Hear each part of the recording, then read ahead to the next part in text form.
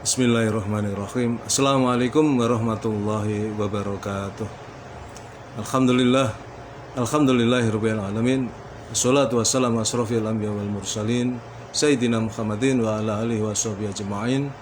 Rabbi ishrah li sadri wa yassir li amri wahlul 'uqdatam min lisani yafqahu qawli. Halo teman-teman sekalian, apa kabar? Alhamdulillah. Kita berjumpa lagi di dunia maya dalam keadaan sehat walafiat.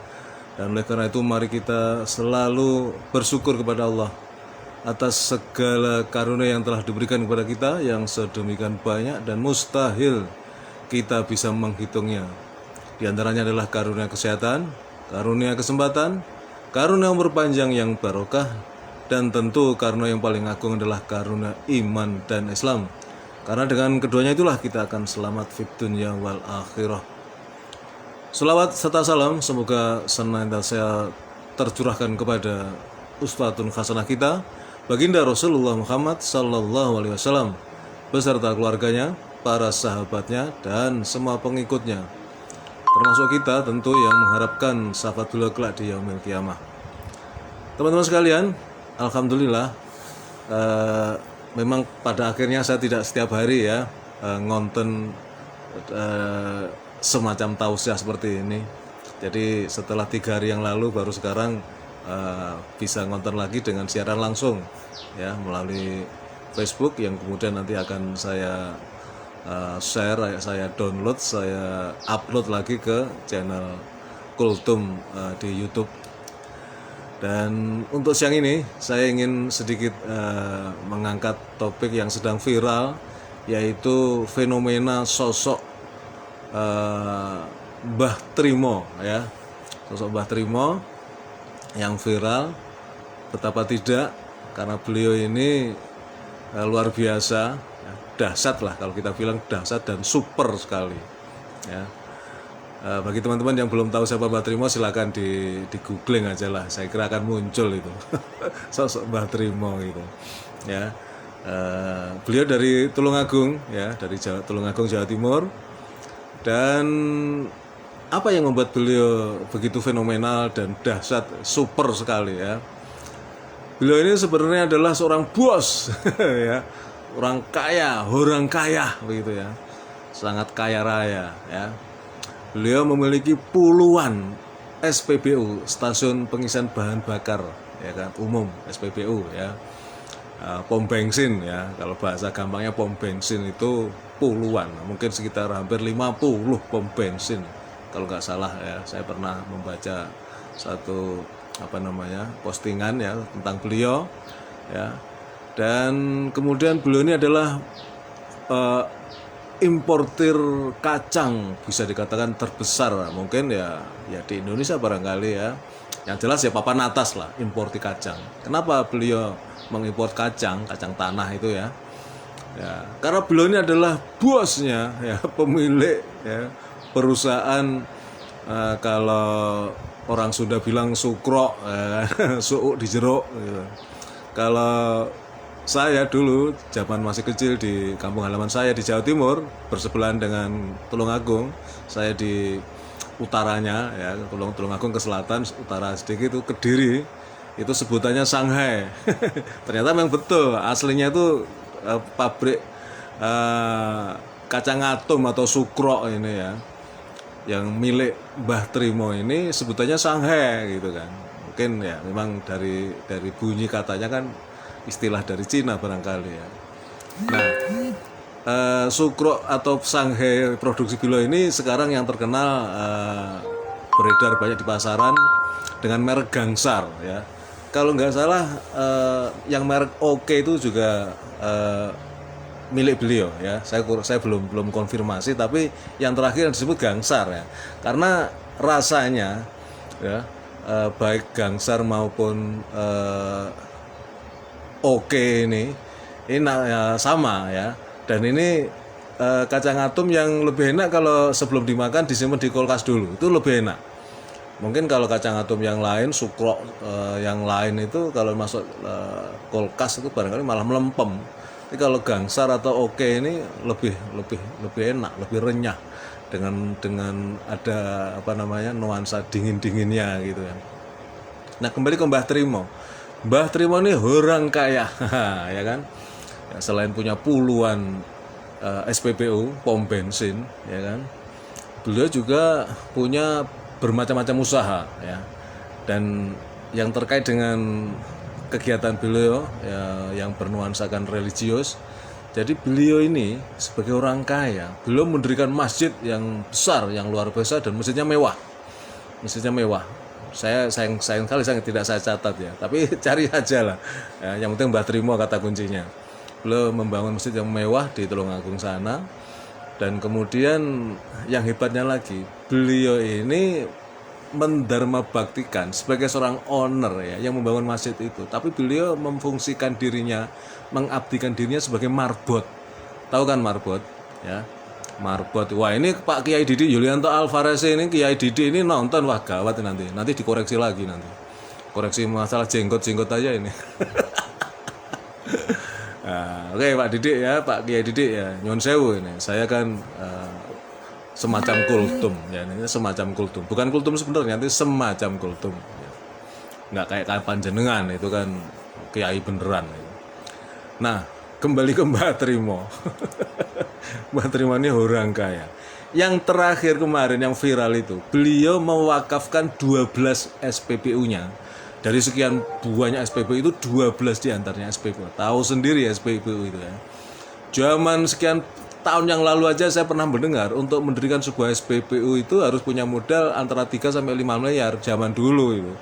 Ya, sudah lama itu informasi itu. Kalau sekarang saya nggak tahu berapa investasi untuk membangun sebuah SPBU yang bagus, yang standar itu ya. Ya, yang sekarang SPBU itu kan menjadi sesuatu yang memang tidak sekedar jual bahan bakar kan. Di situ ada musola, ada kantin, ada toilet yang bagus segala macam ya. 12 SPBU beliau diwakafkan. Ya, pengertian wakaf berarti kan diberikan untuk umat. Artinya SPBU itu dikelola, kemudian hasilnya dikembalikan kepada umat untuk kepentingan umat apa saja. Itu 12 SPBU. Dan kemudian beliau juga menyampaikan atau memberikan, bisa dikatakan sebagai infak atau zakat mal atau apapun namanya, kepada Muhammadiyah sebanyak 12 M ya. Jadi luar biasa ya.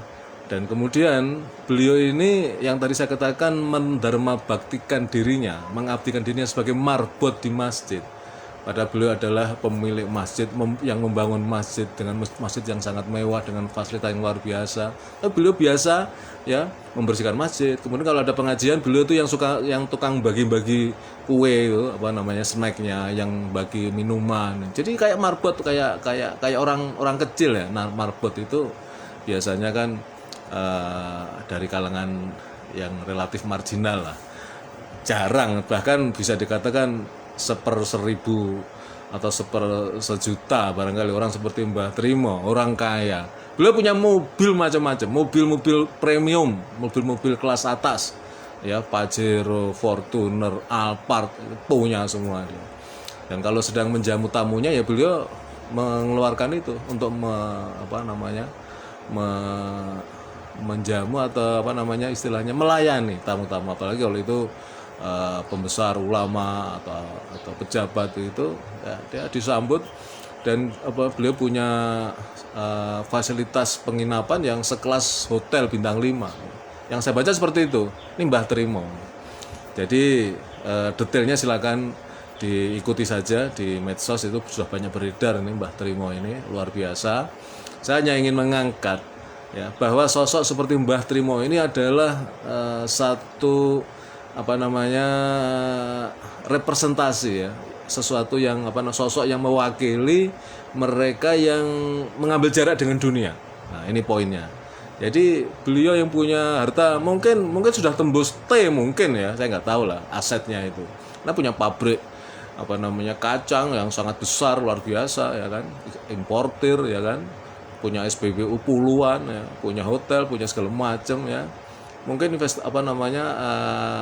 kekayaannya ya, asetnya sudah ratusan miliar jelas, mungkin sudah mau T mungkin.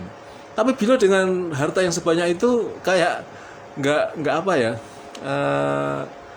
nggak terikat di hatinya gitu. Beliau mengambil jarak. Itu sebabnya kemudian beliau dalam bahasa saya menyamar ya, mungkin menyamar. Tapi kalau menyamar kan pura-pura ya. Kalau beliau kan sepertinya dengan penuh keikhlasan menjadi marbot ya, menjadi marbot. Padahal orang kaya ya kan. Sekarang orang yang belum kaya aja sudah sok kaya. Jadi kalau Mbah Trimo ini kaya beneran nih, silakan di googling ya. Nah, poinnya yang ingin saya angkat adalah betapa bahwa sosok seperti Mbah Trimo ini sosok yang sadar bahwa harta yang dia miliki sesungguhnya bukan miliknya. Milik siapa lu?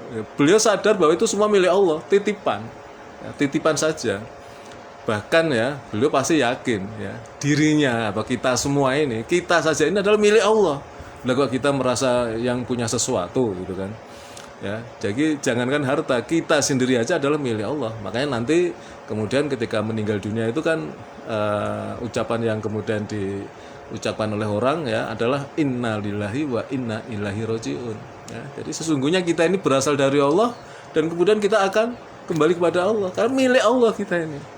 Kita aja milik Allah, apalagi harta-harta kita itu. Ya, cuma titipan ya, yang kemudian akan menjadi sangat berbahaya kalau kemudian kita anggap milik kita yang tidak kita bersihkan dengan zakat, dengan infak, dengan sodakoh, ya kan? Nanti di akhirat itu, ya, seperti yang kita baca di Al-Quran dan hadis itu, kemudian harta itu kemudian gantung di lehernya itu, ya, melewati sirat dengan harta yang dia kumpulkan sebanyak mungkin selama di dunia, tetapi kemudian tidak membawa manfaat apa-apa, nah, hanya untuk dia kangkangi saja, hanya untuk dia miliki saja, ya, tidak dibelanjakan di jalan Allah. Kira-kira seperti itulah kalau dalam bahasa agama. Jadi kembali kepada Mbah Trimo, barangkali kita bisa menjadi beliau itu bisa menjadi role model ya, bisa menjadi teladan ya, bahwa orang sekaya beliau aja bisa mengambil jarak dengan hartanya. Dengan cara yaitu tadi, dia merasa tidak seperti orang kaya gitu. Mau jadi marbot kok melayani umat, melayani jamaah. Sosoknya pun, tampilannya pun juga tidak seperti orang kaya yang perlende, yang gebyar tuh, enggak. Mbah Trimo luar biasa ya. Jadi saya angkat topi ya, mari kita teladani beliau ya, kezuhudan beliau itu. Artinya apa? Zuhud itu tidak berarti menjauhi atau nggak mau jadi orang kaya. Beliau kan tetap menjalankan usahanya. Pabrik sanghenya, pabrik kacang atomnya, pabrik sukronya, gangsar, oke, itu kan tetap jalan. Karena kemudian hasilnya untuk dibelanjakan di jalan Allah, ya kan. Jadi tetap kaya raya, dia tetap kerja, dia tetap berusaha supaya kemudian bertambah hartanya, tetapi kemudian disalurkan untuk kepentingan umat ya. Bayangkan 12 SPBU diwakafkan, punya masjid juga untuk umat ya kan, dan banyak amal-amal soleh lainnya. Itu teman-teman yang bisa saya sampaikan. Mungkin nanti Kiai Didi Yulianto Van Paresi ini, saya nggak nyebut Al Paresi ini, Van Paresi from Pare bisa menambahkan, mungkin lebih mendalam dengan dalil-dalil yang lebih komprehensif ya.